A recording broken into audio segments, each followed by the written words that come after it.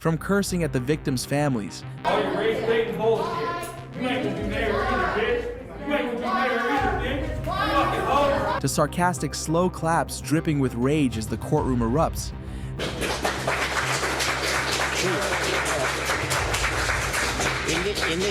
These are the most heated reactions of terrorists to life sentences. Starting with one of the most chilling cases, Thomas T.J. Lane shot 3 students at Chardon High in 2012. Saying to pull the trigger that killed your son now masturbates to memory. Love you.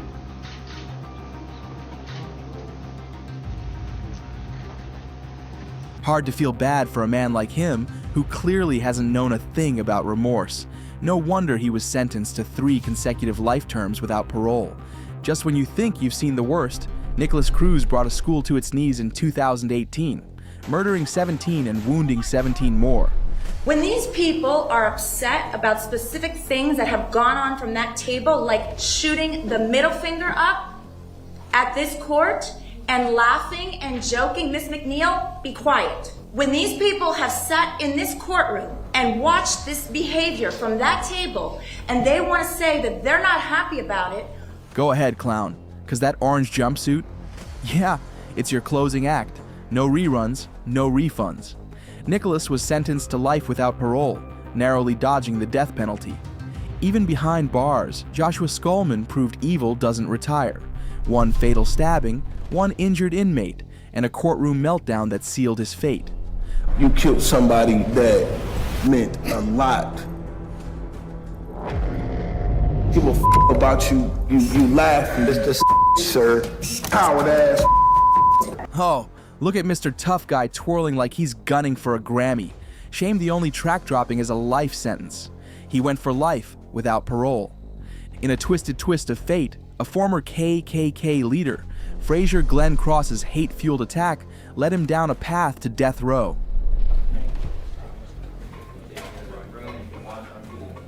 One day, my spirit will rise from my grave, and you all know that I was right.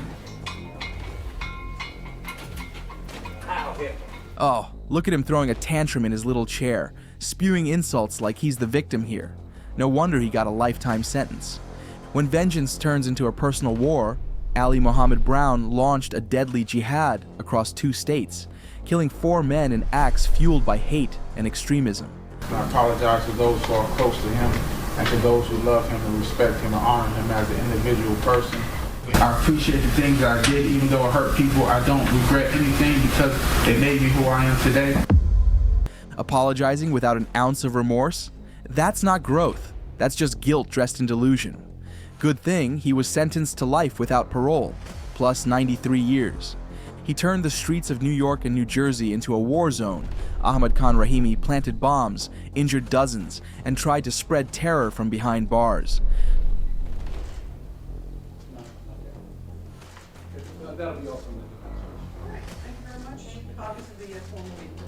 Stone-faced and soul-absent, dude took "you have the right to remain silent" and made it a whole personality. Not even a blink as life slipped into a cage where he's serving 2 life sentences with no way out. From bombs on US soil to bullets in New Zealand, Brenton Tarrant unleashed terror on 2 Christchurch mosques in 2019, killing 51.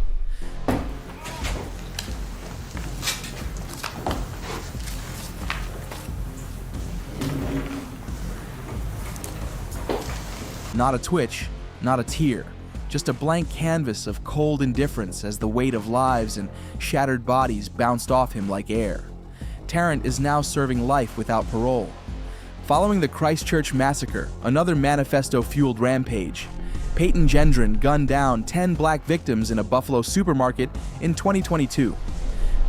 You will never see the light of day as a free man ever again. It is the judgment of this court for your conviction under the first count of the indictment, a domestic act of terrorism motivated by hate. No flicker of guilt, no glimpse of a soul, just a hollow statue in a prison jumpsuit while the court read out the price of his carnage, as if mass murder was just another item on his shopping list. From supermarket carnage to social media-fueled obsession, Ali Abulaban, aka Jin Kid, turned from TikTok star to double murderer after ambushing his wife and her friend. Once known for comedy skits, he left behind laughs for lifetimes of loss. His fall from influencer to inmate was as fast as it was fatal. The bottom line here is he will die in prison. He will never be a free man. He will take his last breath there.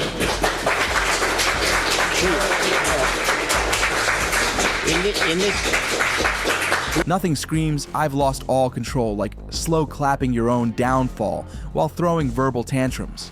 If drama were a sport, he'd be going for gold in the Meltdown Olympics.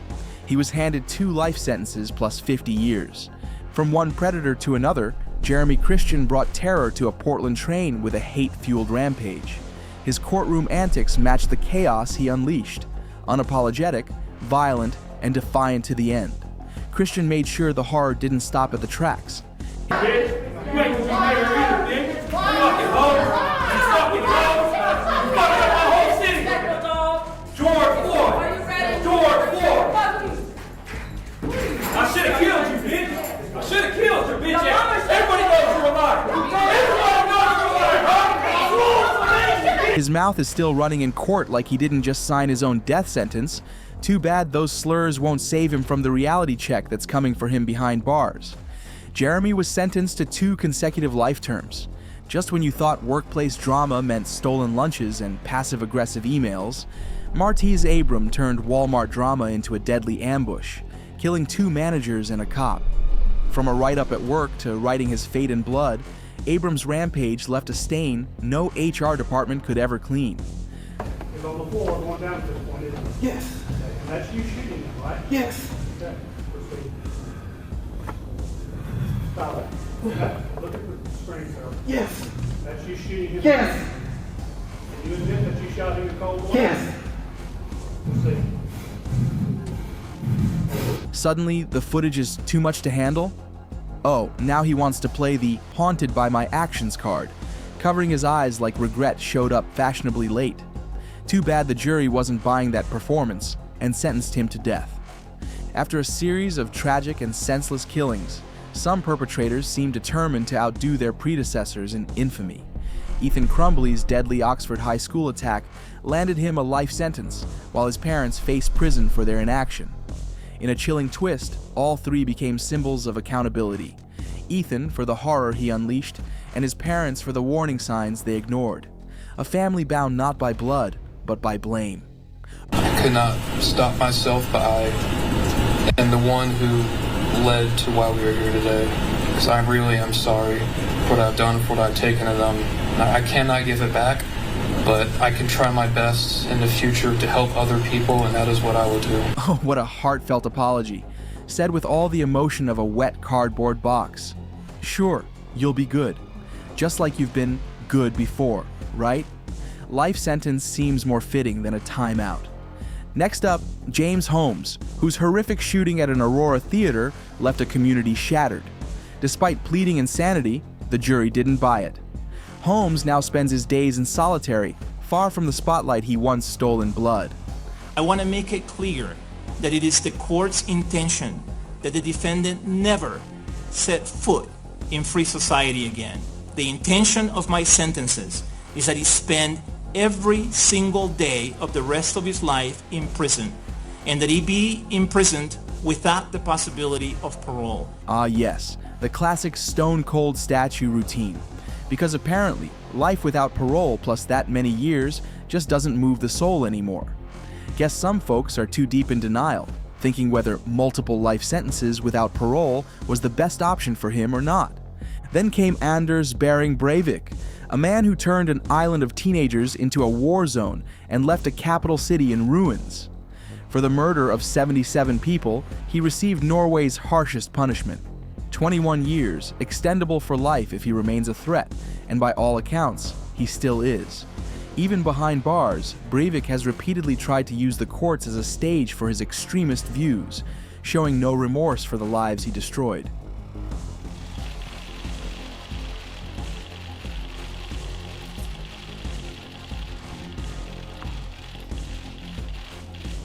...45 dager för varetextfängsel.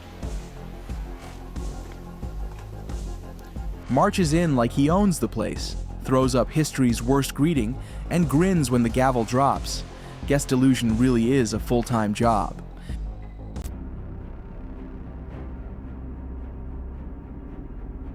Starting with Timothy Jones Jr., who murdered his 5 children in Lexington County, South Carolina. Persons were murdered by the defendant by act or pursuant to one scheme or course of conduct, and the murder of 5 children 11 years of age or younger. Now recommend to the court that the defendant, Timothy R. Jones Jr., be sentenced to death. Sitting there like an NPC, blank-faced, no remorse. Even the judge's words couldn't load an ounce of humanity in him. But hey, at least he took it silently, unlike Austin Myers, who went on blabbering some nonsense after he was sentenced to death for the murder of Justin Back.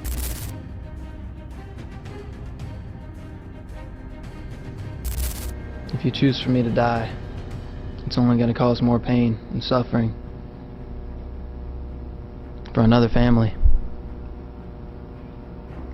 Not me. It won't hurt me. I won't feel anything. It's going to hurt more innocent people. Ah yes, the self-proclaimed philosopher of the courtroom, pleading for mercy, not for himself, but for the other family. Straight-faced, monotone, like he's negotiating a bad restaurant review, not his own execution. Not everyone's got a charm to pull off speeches like that. Not everyone's Ted Bundy, one of America's most notorious serial killers, who was convicted of multiple murders and sentenced to death in Florida.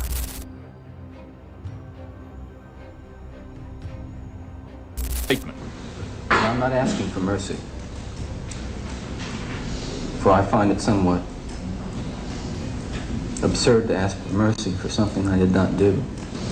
So I will be tortured for and will suffer for and receive the pain for that act. Bundy served up one last performance, stoic, defiant, and drenched in denial, taking the pain like a martyr, but still swearing he had nothing to repent for. Joseph Zeeler had nothing to repent for either, after he murdered 11-year-old Robin Cornell and 32-year-old Lisa Story in Cape Coral, Florida.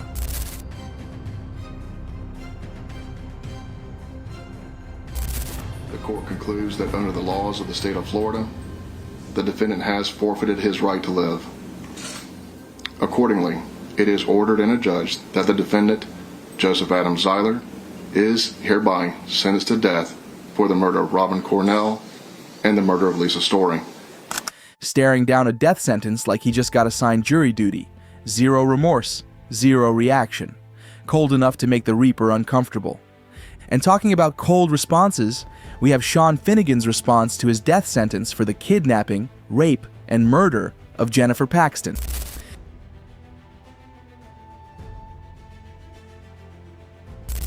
Upon the verdict of the jury finding you, Sean Chan Finnegan, to be guilty of murder in the first degree as charged in the indictment. Upon further verdict of fixing the punishment of death, it is therefore ordered that you shall be put to death by lethal injection in the mode prescribed by Tennessee law pursuant to the provisions of Tennessee Code annotated 40-23-114. He's just staring at the judge like he just got grounded, as if playing innocent is going to erase a body count. Classic reaction to the moment you realize your actions have consequences, just like the reaction of Dexter Johnson, the 19-year-old convicted killer who sexually assaulted a woman before shooting her to death along with her partner.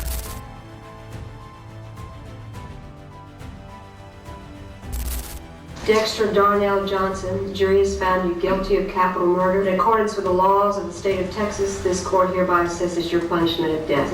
Ladies and gentlemen of the jury, this is going to complete your jury service. I'm going to meet you in the jury room. All rise.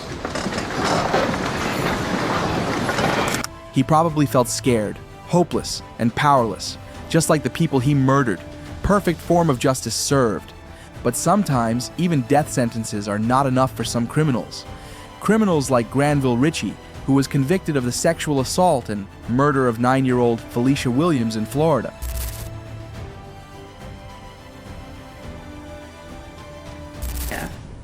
defendant shall be delivered into the custody of the Florida Department of Corrections at the Florida State Prison, where he shall be confined until a date certain selected by the governor of the state of Florida, and on that date, defendant shall be executed in a method provided for by the laws of the state of Florida.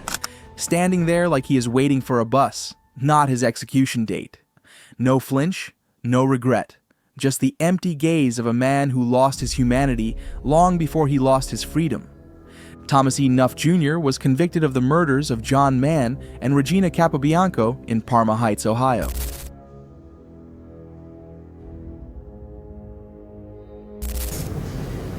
After considering all of the required factors under 29, 11, 12, and 13, and then 29, 03, and 04, I am sentencing the defendant as it relates to count 2, the aggravated murder of Regina Capobianco, to death. Looked up once, like the judge just confirmed what he already knew, then dropped his head like a bad poker hand. No fight, no shock, just a dead man sitting there before he even left the room. And speaking of men who sealed their fate, we have Marcus Fishburne, who murdered 25-year-old Aisha Levy in her Jacksonville apartment.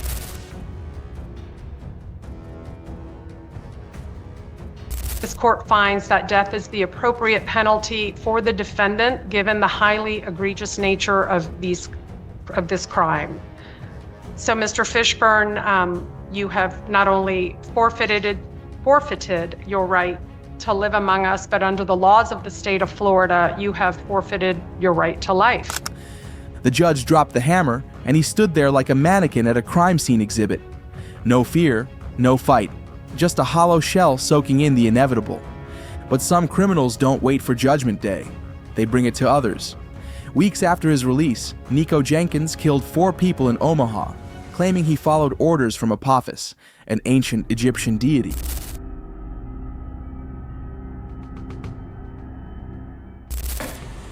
Count 3, possession of a deadly weapon by a prohibited person, class 1D felony, 45 to 50 years to run consecutive to all murder convictions at counts 1, 4, 7, and 10, and count 2.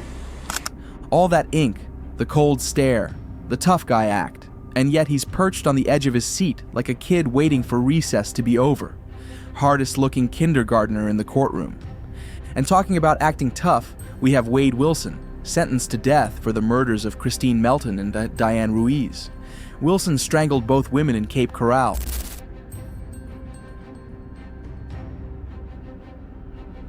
Under the totality of the circumstances and evidence, the court finds no basis to override the jury's verdict. The totality of the circumstances warrants that the defendant, Wade Stephen Wilson, be sentenced to death for each count of first-degree murder. Man tried to act cool, calm, and collected, but there was a lot of deep breathing and heavy swallowing. Nice try, but no one was fooled. And speaking of people who fooled no one, Martez Abram, a fired Walmart employee, killed 2 co-workers and wounded an officer in Mississippi.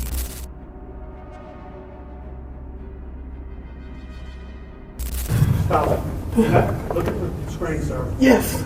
That's you shooting him? Yes. And you admit that you shot him in cold blood? Yes. We'll see.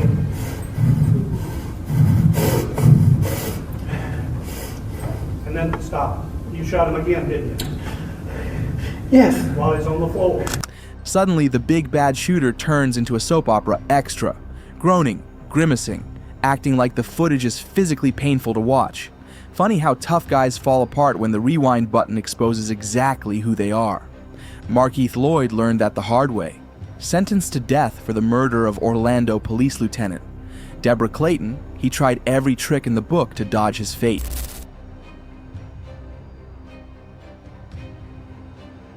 When they had me in the hospital, the Channel 9 News sent out there waiting for me to come out and see what they did for me. Or they done took my eye. They done broke my nose, broke my jaw. They did all it till I resisted, but I crawled out. Shows up looking like a pirate and still tries to sell the story that he was just peacefully hiding. Bro, you didn't resist? Then what? Did your eye just quit the job mid-arrest? And talking about criminals taking it out on the law, we have Jameer Foster, who murdered Sergeant Philip Nix in 2023.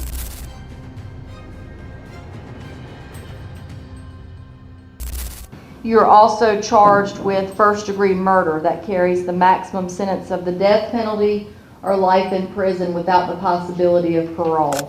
Looked like he just got jump-scared by his own life choices. Thought he was untouchable. Now he's standing there, mouth wide open, catching flies while the judge seals his fate. Michael Brady knew that feeling all too well after he was sentenced to death for his role in the 2017 Pasquotank Correctional Institution escape attempt, which resulted in the deaths of 4 prison employees.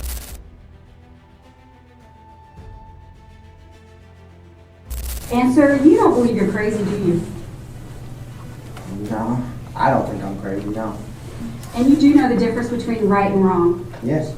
So you know murder is wrong? Murder is a different name for a death, but yes. Oh, so he's perfectly sane, casually redefining murder like he's writing a philosophy paper. Next, he'll be calling arson an impromptu renovation. And talking about trying to play it cool, we have Stephen Lorenzo, whose crimes spoke for themselves. After torturing and killing 2 men in 2003, he spent years behind bars for assaults before finally receiving a death sentence in 2023.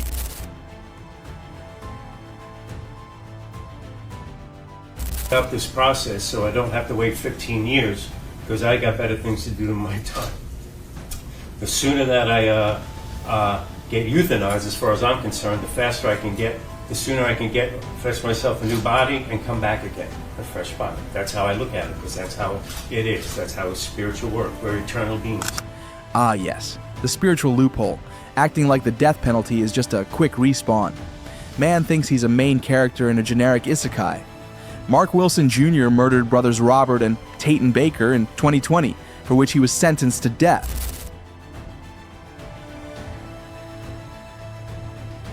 The finding on heinous, atrocious, and cruel by itself is sufficient to find for death.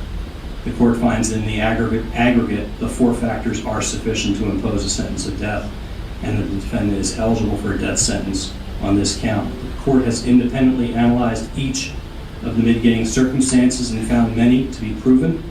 Stiff as a board, face like a screensaver, dude stood there like he was buffering. Just like Joseph McAlpin, who murdered Michael and Trina Kuznick at their Cleveland car dealership, Mr. Cars.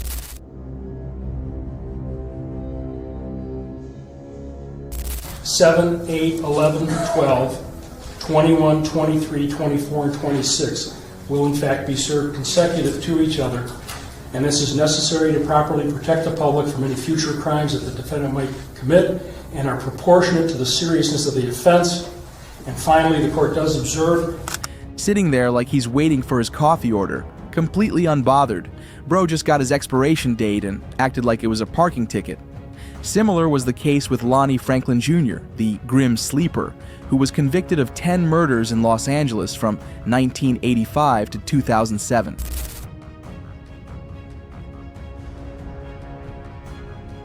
Lonnie Franklin Jr. for the first-degree murder of Deborah Jackson as alleged in count 1 and the special circumstance of multiple murder. It is the judgment and sentence of this court that you shall suffer the death penalty. The total non-death sentence is life plus 25 years to life plus 14 years. No remorse, no reaction. Just a hollow shell of a man who treated human lives like scratches on a tally board. So harmless-looking old people can be monstrous. Donald Smith was its best example, who was convicted for abduction, rape, and murder of 8-year-old Cherish Periwinkle in Jacksonville, Florida. He was sentenced to death, and his appeals have been denied.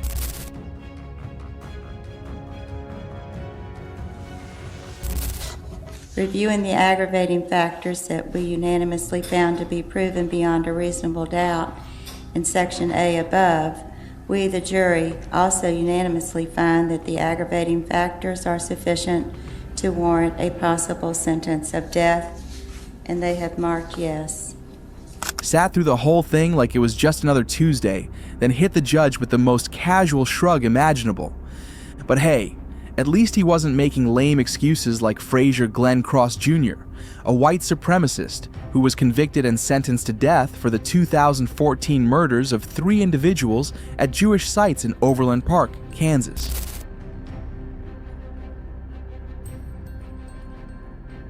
I thought they were Jews. I wouldn't have shot them otherwise. If there is a God up there, God, you know that what I did and what's in my heart is righteous, is honorable, is moral, and therefore, God, you will reward me. Spewing delusions of grandeur, masking pure hate, just a coward dressing up murder as a holy mission. He was definitely a psycho, just like Aileen Wuornos, a serial killer who murdered 7 men in Florida between 1989 and 1990. She was convicted and sentenced to death for 6 of the murders.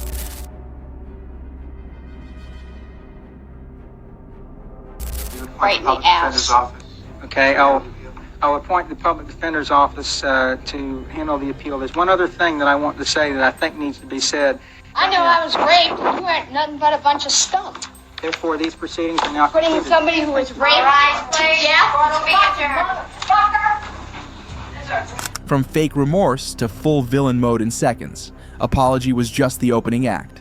The mask drops, the bird flies, and the real her takes center stage in court. Starting with Randall Moore, convicted of kidnapping, sexually assaulting, and murdering his estranged wife, plus attempting to kill a police officer. Not 1 ounce of remorse for Teresian's death. It could have all been prevented. All you had to do is let me see my kid. Now you're never going to see her again. He said he's got zero remorse, like it's some kind of badge of honor. Nah, that's not tough talk. That's just a cowardly attempt to escape what's coming for him. From one predator to another, Jeremy Christian brought terror to a Portland train with a hate-fueled rampage. Convicted of 2 brutal murders and attempted murders, he was sentenced to 2 consecutive life terms. You ain't gonna be better either, bitch. You fucking hoe. You fucking hoe. You fucking up my whole city. George Floyd. George Floyd.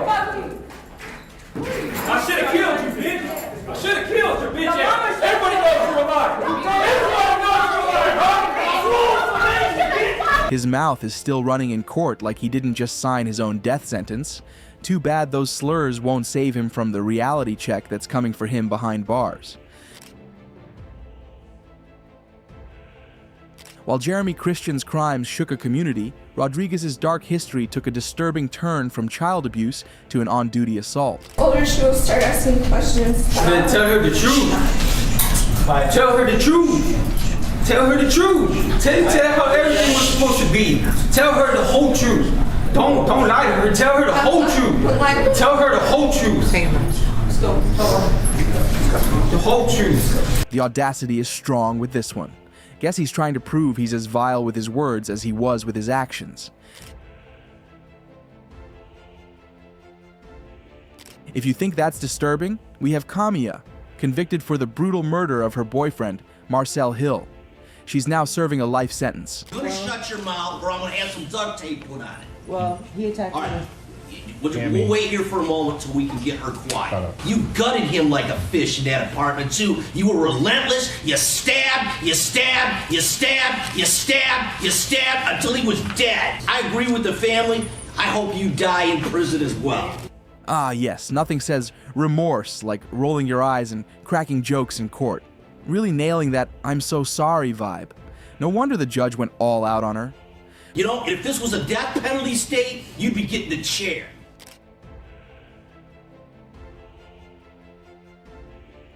From one chilling case to another, we've got Alvin Foy III, who was sentenced to 25 years to life for the tragic murder of 18-year-old China Forney.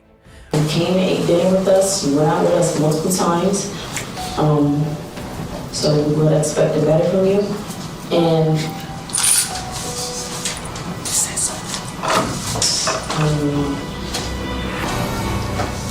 I just want you to know, Oh, what a great way to show respect, laughing and making faces while the victim's family speaks. Truly the epitome of grace and maturity.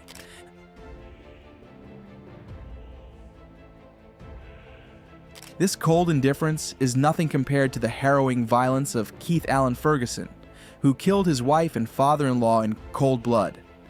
And did you intend to kill him? Oh yeah. And did you think about whether or not you wanted to kill him and make a deliberate choice to do so? No way. Put a half a magazine in that. He really said, "Who needs a conscience when you've got the audacity?"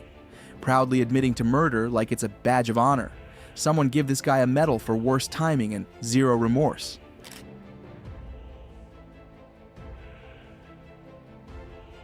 From a cold-blooded murder to a heartless tragedy, we now move to Ronnie O'Neill III, who murdered his girlfriend and daughter, earning 3 life terms without parole, plus 90 years.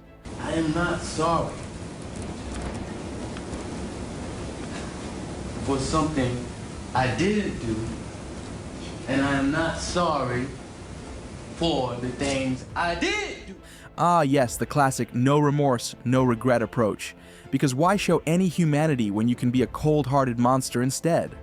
Might as well take a victory lap before the sentence, right?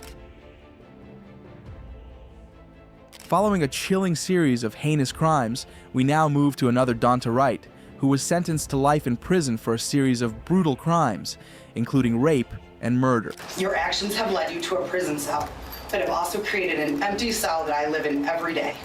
While you can still hope to be released one day, I'll never escape my help. You are still alive, but Jordan has no future. Just look at that. He's got the "I'm so sorry you're upset, but not sorry for what I did" face down to an art. Truly, a masterclass in zero empathy.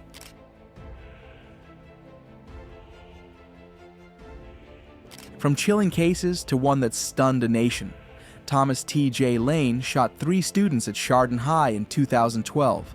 He was sentenced to 3 consecutive life terms without parole. Saying to pull the trigger to kill your son, you know, masturbates in memory of you. Ah, flipping the bird and hurling slurs, really setting the gold standard for remorse, huh? Just when you think the horror can't escalate, Michael Swanson killed 2 clerks during robberies and got 2 life sentences, plus 25 years for a violent prison assault. I'll tell you what I think. It's cold-blooded murder. Cold-blooded murder, young man. Ah yes, the classic laugh in the face of justice move, because smirking your way through a murder sentence really sells the whole misunderstood victim act. But none of this comes close to what Julissa Thaler did. She shot her 6-year-old son and hid his body in the trunk. She was sentenced to life without parole in 2023. Go ahead. I'm innocent. You all, you're garbage. Classic Mother of the Year move. Screaming innocence after blowing your own child away, then cussing out the courtroom like it's open mic night at the asylum. And if you think killing one child is bad, you should know about Mitchell Angela Blair, who stuffed the bodies of her 2 children in a freezer. Convicted of murder and torture, she was sentenced to life without parole.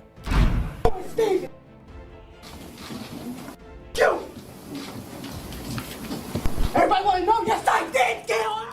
Oh, the drama. A breakdown in court, but still trying to play the "I never said I didn't do it" card. Classic move, guilt with a side of theatrics.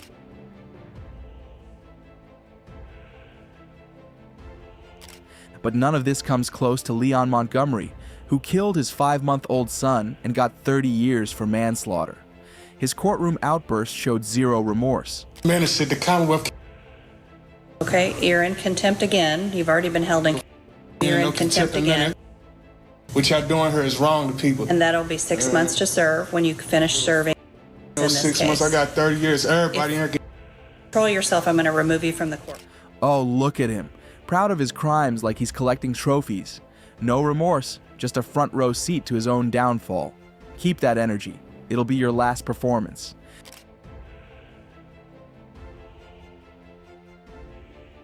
Just when you think you've seen the worst, Nicholas Cruz brought a school to its knees in 2018, murdering 17 and wounding 17 more.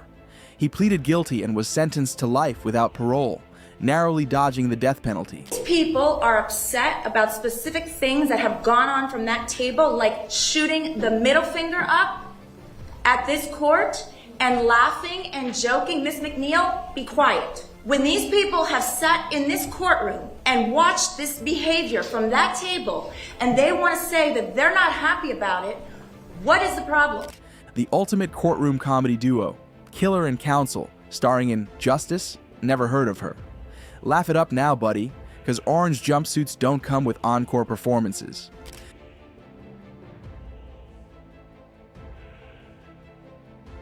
But the most vile out of all of them is Joshua Skolman, who fatally stabbed one inmate and injured another in a racially motivated attack in prison. Somebody that meant a lot.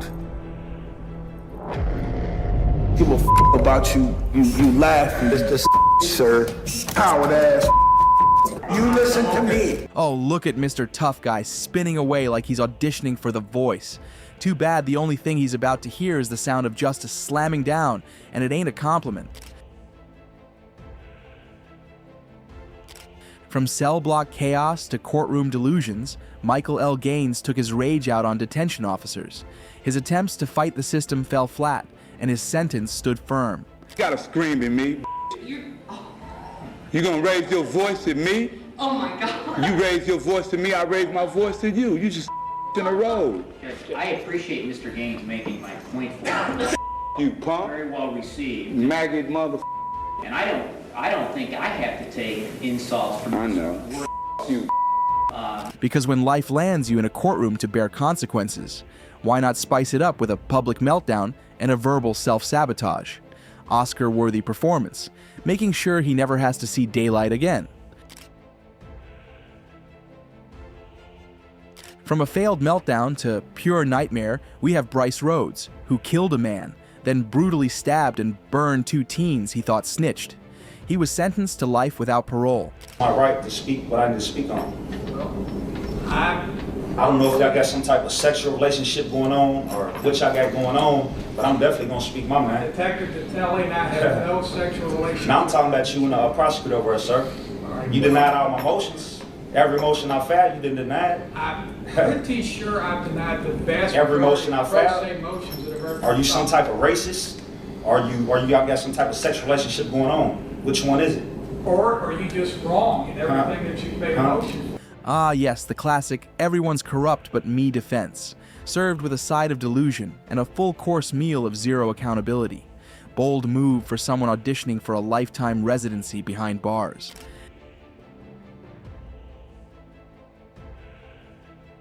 Aiden Fucci's disturbing fantasies turned into a nightmare when he brutally murdered 13-year-old Tristan Bailey in May 2021. Convicted of first-degree murder, he was sentenced to life in prison without parole. What were her last words? Did you stay to watch her die, or did you leave her there in agonizing pain as you ran away? How long did she suffer? Did you watch the life leave her eyes? Ah, the emotional vacuum. Because why bother acknowledging pain when you can stand there like a mannequin in a courtroom, right? Kicking things off with Melissa Hardwick's courtroom outburst that earned her 120 days in jail, 5 years probation, and court-ordered anger management. I haven't done anything to this court, haven't done anything to them. She'll be arrested for 10 days for contempt of court. You go now.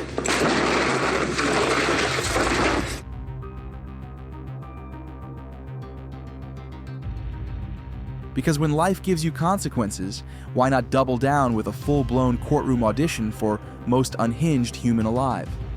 Another potential contestant is Deobra Redden, who vaulted the bench to attack a judge mid-sentencing. He got 26 to 65 years for the assault and attempted battery.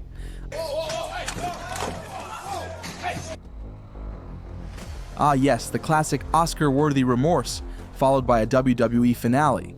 Nothing screams, "I've changed," like turning a sentencing into a cage match. From Olympic leaps to paper-flinging tantrums, Sidney Newsom took courtroom drama to a whole new level when he hurled papers at a judge during a domestic violence hearing.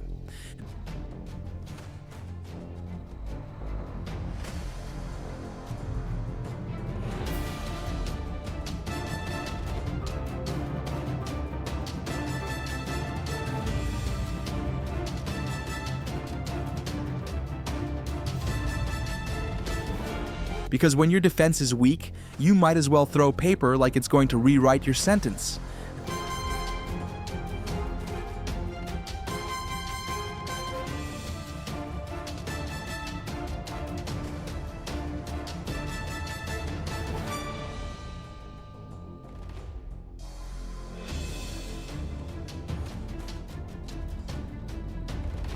That officer was definitely fighting for her job. And damn, that judge was badass pinning Sydney down like it's nothing. And talking about badass judges, we have Judge Murphy, who took his dispute with attorney Weinstock outside, leading to a physical confrontation. I don't need your help. No, you know what? I'm the public defender. I have a right to be here, and I have a right to stand and represent sit my down. clients. If you want to fight, let's go out back and I'll just beat your ass.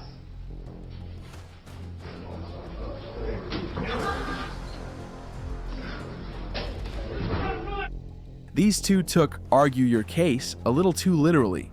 Guess the gavel wasn't the only thing getting slammed.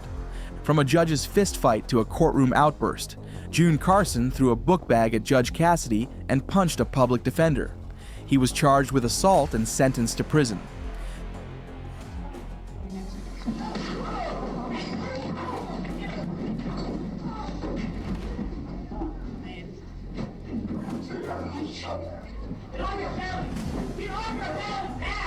Who needs legal arguments when you can just toss a book bag and throw hands, right? Definitely a win for courtroom etiquette. Just when you think the courtroom circus couldn't get wilder, Judge John McBain handed Jacob Larson 93 days for violating a protection order and helped subdue him. Tell me right now. Put your hands behind your back. Put your hands behind your back. Chase his ass right now. Put it down. That's such a nut for you. Alright? Well, get your case, right? I'll bust your fucking arm. When your courtroom performance is so chaotic, it turns into WrestleMania. Bonus points for making the judge ditch the robe and tag into the mess like it's a no-holds-barred match. When words failed, Jordan Rhodes went full demolition mode after getting 1 year for probation violations. He launched chairs at the judge and injured a prosecutor. That wasn't the last of it, though. Next came the chair. The first one right at fifth, hitting him in the ankle. After the first one came towards me, the other, he started throwing to another part of the courtroom, so I just stood back and watched him do it. 3 more times across the room and at the judge's bench. Bold move, because when logic fails, why not aim for felony furniture assault and see if that earns you a standing ovation, or just extra years? From spitting at judges to throwing punches, courtroom chaos reached new heights when Christopher T. punched his attorney during a competency hearing, compounding his history of sexual assault and attempted assault.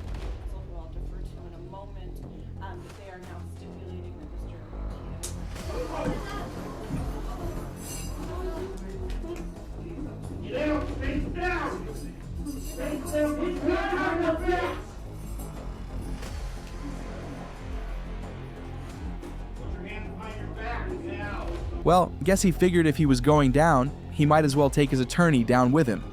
This guy's idea of defending himself was a little too hands-on. When grief turns to fury, even courtrooms can't contain the pain. In 2014, outraged by a lenient sentence for the driver who killed his daughter and parents, Issa Derrick's father threw a chair at the judge before being restrained and removed.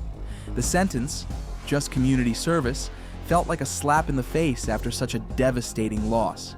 His outburst, though shocking, echoed the anger of many who saw justice slip through the cracks.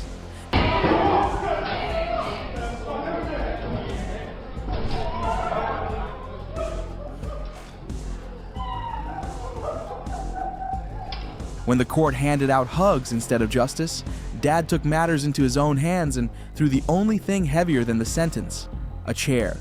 Just when you thought courtroom outbursts couldn't get worse, Joseph Zeeler took it to a whole new level. While in court over a brutal double homicide, Joseph Zeeler elbowed his attorney in the face before being sentenced to death in June 2023. The courtroom, packed with stunned onlookers, erupted in chaos as deputies rushed to restrain him.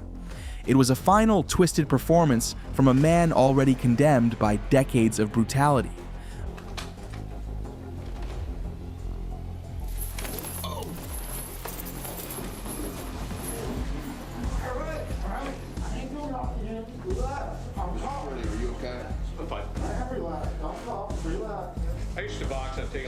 harder shots to that. Ah, the timeless strategy of turning your own defense attorney into a punching bag. Guess he figured if he couldn't win in court, at least he'd lose in the most chaotic way possible. From throwing chairs to throwing much worse. Ricky Hand didn't just lose his cool, he took it to disturbing new heights. Sentenced to 40 years for armed robberies, Ricky Hand threw bottles of urine and feces at those nearby, adding charges of harassment and retaliation. But if bodily fluids weren't enough, Bass Webb made sure disrespect hit its mark. In 2009, during a court hearing, he spit directly at the judge, stacking contempt on top of a violent past and cementing his place in courtroom chaos history. You just give me 40 years, sir. You just gave me 40 years. Well, guess what? Sir, what's this?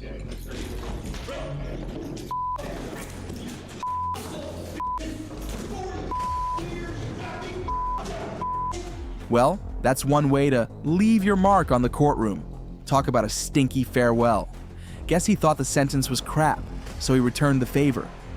Just when you think things can't get worse, enter Bass Webb, who took courtroom defiance to a whole new level in 2009 by spitting at the judge. His contemptuous behavior only added to his growing list of charges. Already a convicted murderer, Webb was no stranger to violence or disruption. His stunt in court didn't earn him leniency, only more time and even less sympathy.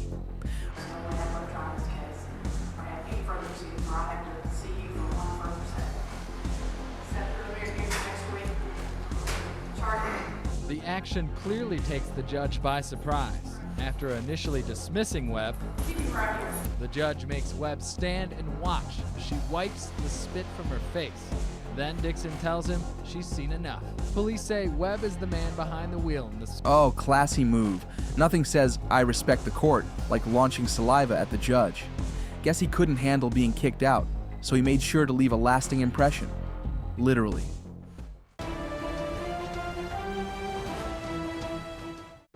Starting with Vashon Flowers, who murdered his wife as their daughter and grandson hid nearby. Sentenced to life without parole, he was attacked in court by her son, in a burst of raw fury.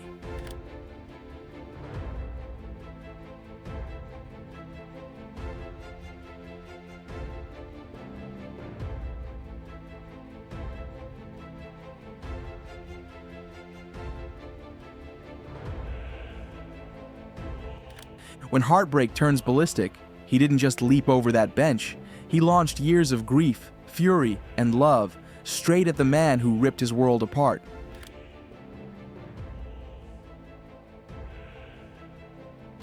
Vashon wasn't the only one to face courtroom fury. Serial killer Alfred Gaynor, sentenced to life for 9 brutal murders, was attacked with a chair by a victim's son during a hearing.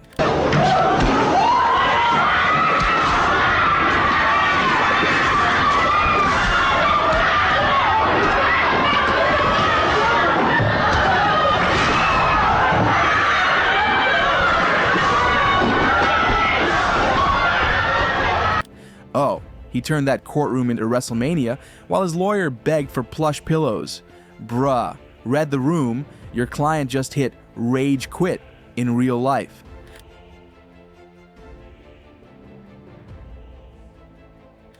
Next up, Jason Howard, sentenced to 44 years to life for a violent crime spree, was ambushed mid-hearing by the furious relatives of a woman and her children he was suspected of killing.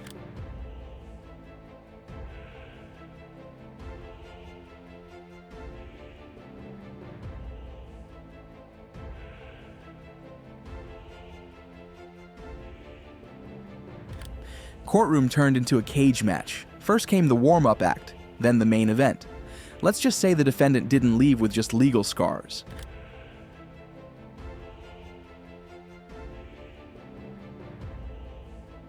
Tensions exploded in court after chilling footage of Jeray Robertson's murder was shown. Jeffrey Clark, now serving life without parole for the 2021 shooting, was attacked mid-hearing by the victim's twin brother in a moment of raw, public rage.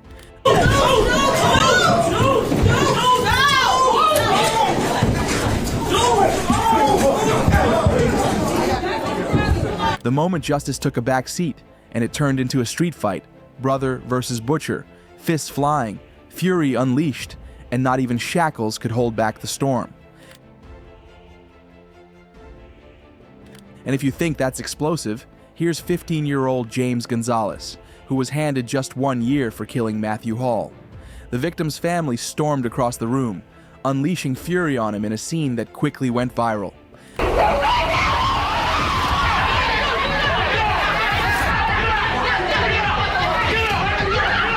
One moment, he's just another face in the crowd.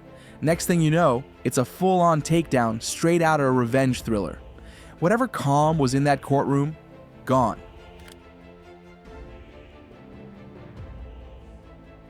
However, none of them could even come close to the revenge of Cristiano Terto, who shot Francisco de Moura 6 times over his father's death. The attack unfolded after de Moura confessed to the murder of Alves.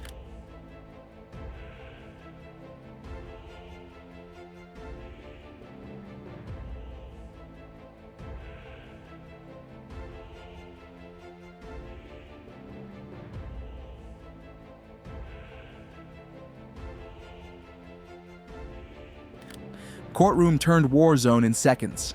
Rage didn't knock, it kicked the doors down.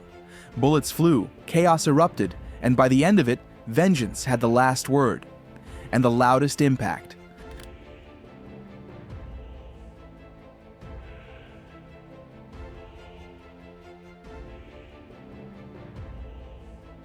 Tempers flared in the courtroom when several individuals rushed to attack Paul Wade, charged with the double murder of Alexis McCrary and Edward Lamont Smith.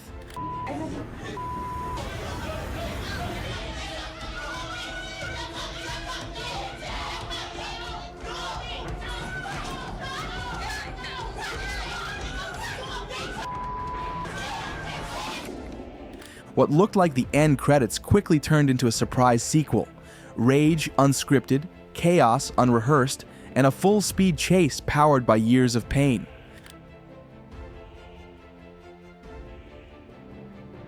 Tensions erupted in the courtroom when Tashia Campbell, the grieving daughter of Myron Pierce, confronted Tevin Merriweather over her father's death.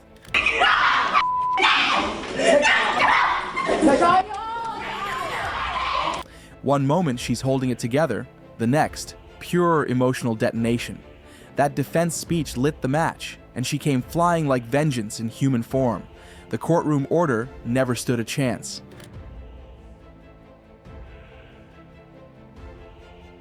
And talking about emotional outbursts, we have this mother who charged towards Tevin Biles Thomas after he was acquitted of triple homicide charges.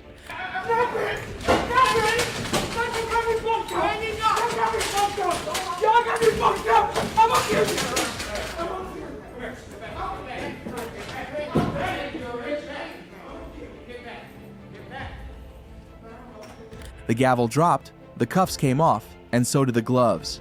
Because when justice takes a lunch break, vengeance comes swinging through the front row.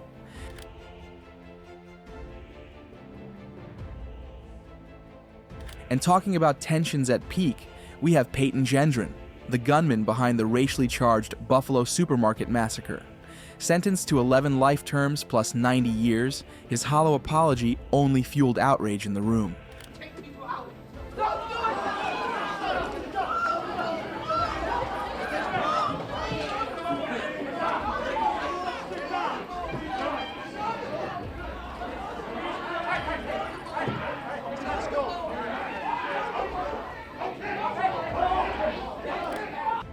One heartbeat of silence, then chaos ripped through the room. Grief unshackled itself, fury found its target, and the one who sparked it all got whisked away. Balance? Nowhere in sight.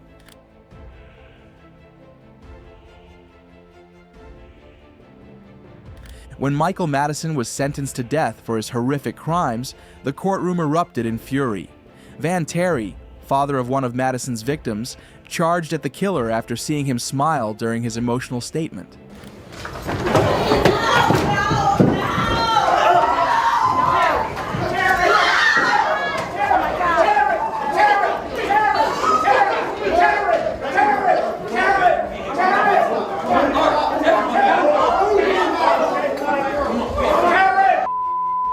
One smug smile was all it took to ignite a storm. Grief turned primal, and what came next made the courtroom feel more like a battlefield than a place of justice.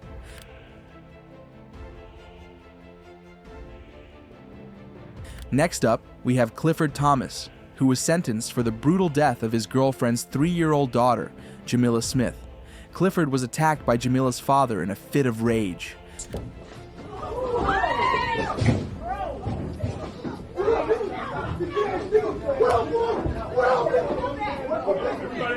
One second it was tense silence. The next, lightning in human form broke loose.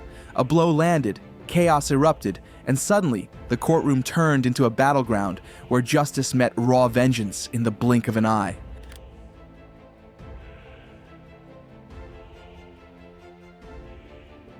And then there's Jason Demetrius Stevens, whose 1997 rampage ended with the kidnapping and murder of an 11-year-old boy. Now on Florida's death row, every attempt to escape his fate has been shut down in court.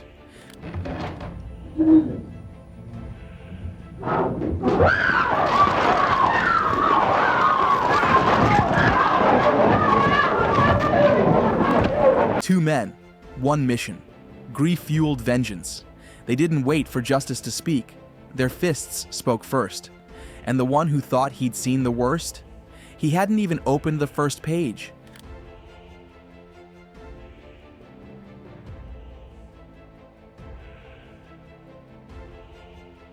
Talking about the most heart-wrenching cases, we have Dezeen Brown, who murdered his girlfriend and her 3-year-old son. Facing the death penalty, Brown was attacked in court by the boy's grieving father.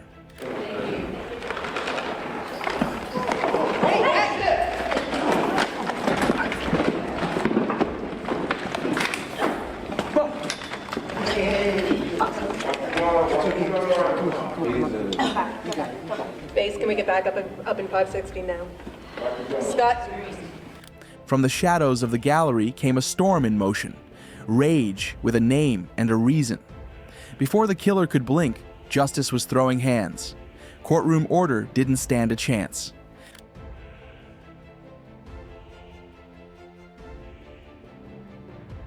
Wendell McNeil was sentenced to 25 years to life for brutally murdering his girlfriend, Gina McDiarmid Beale. During the hearing, 2 of Beale's family members charged at McNeil for some vengeance.